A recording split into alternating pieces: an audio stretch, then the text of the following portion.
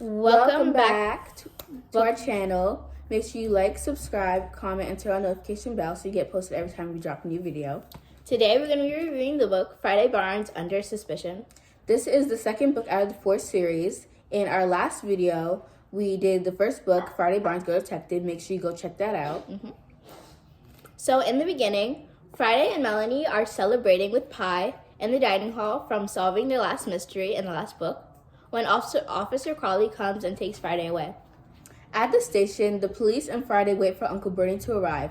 But because Friday is a minor, they have to wait for a family member to arrive before they can interview her. So Friday just sits down, pulls out a book, and while she's reading, she notices the guy next to her is watching her, like #creepy.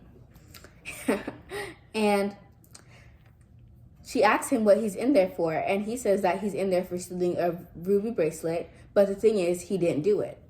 So when Uncle Bernie finally arrives, they take her into the interview room, and in the interview room, they tell her that she's been charged with terrorism charges. They say that they found ricin, a type of bomb powder, in a hockey stick in her room. Strange. But the thing is, Friday doesn't even play sports. Like, she can't even run well. Like, she can't even run well. So, but you know who loves sports? Ian Winscott. So they go to Ian's room, and sure enough, they find the hockey stick and the ricin powder all in his bedroom.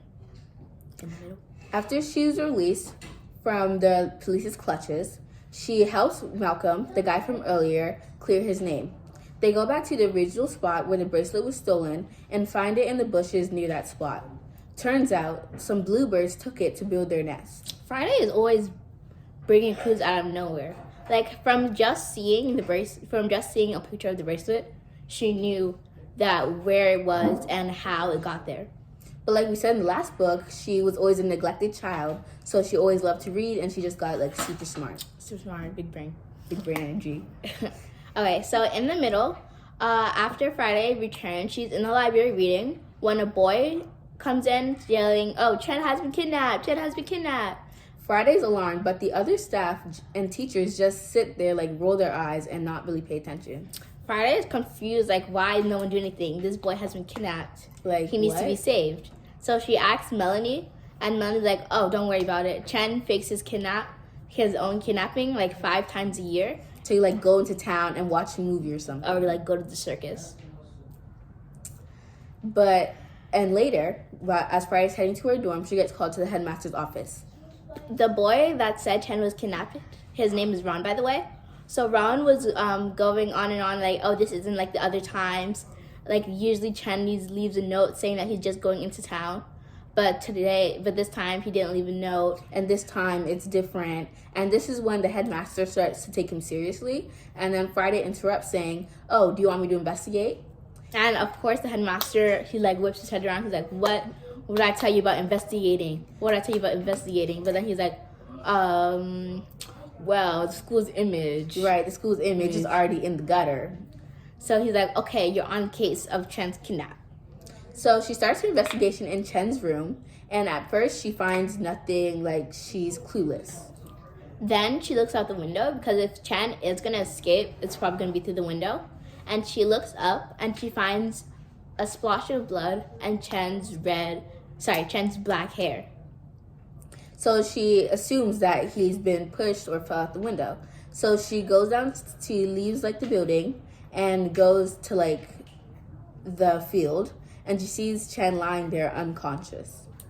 So they take him inside, the nurse takes him inside, and when he wakes up, Friday asks him a couple questions, like, "Oh, do you remember what happened last night?" And he says, questions. yeah, couple questions. And he's like, "No, I don't really remember, but I do remember that someone pushed me, but I don't know who." And then she's like, "Is there anybody that would want to hurt you?" And he's like, the only person that could come to his mind was Charlie. He said Charlie has been acting really weird. Charlie has been like passive aggressive to me lately. So she goes to Charlie's room to look for clues, but Charlie's still inside his dorm. So she interrogates Charlie. "Were you in Chen's room last night? Were you there when he fell out the window?" But of course he like denies it. But then she notices on her shoulder a lock of Chen's black hair. And she's like, "I know you're the one who pushed him, Charlie. But I'll take you to the master's office. And so they take him to the headmaster's office, and he gets expelled.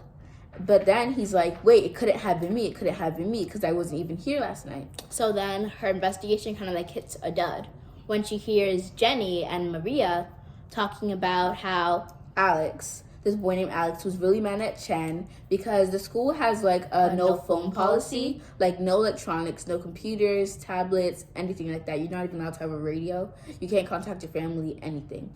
But Alex had snuck a phone in, and Chen had got it taken away. So like Chen and Alex, like there's a motive there. And she heard Jenny and Marie saying that they saw Alice going up to Chen's room last night the same time that Chen was pushed out the window. So like just connect the dots. 1, 2, 3, eyes on me. Yeah. So she goes to Alex's room, and she's like, and she confronts him. Like, I know it was you. There's no hiding it. There's no denying it. So he tries to like run. Of course, like who wouldn't? That's what like the instinct move.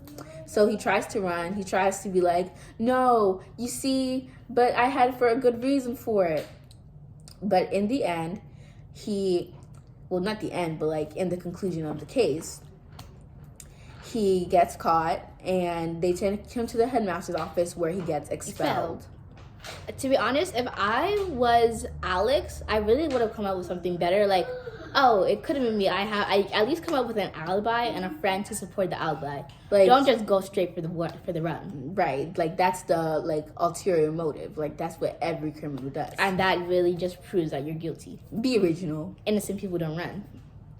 Okay. Anyways, that's the end. Because this story was kind of really short, mainstream, got to the point. So it was just really about like in the beginning when she just got arrested, and when she got back, and it was just about solving the mystery. This book wasn't really like, it wasn't like the first book, because the first book kind of like danced around the main the main mystery. Okay, so but make sure you check out our next video, Friday Barnes' Big Trouble.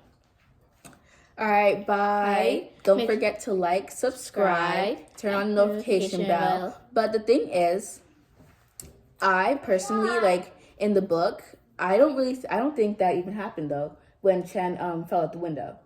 Yeah, it did happen because I read the book, like, last night. I reread it before this video. So you can't even be saying it because you read, like, 1,000 years ago.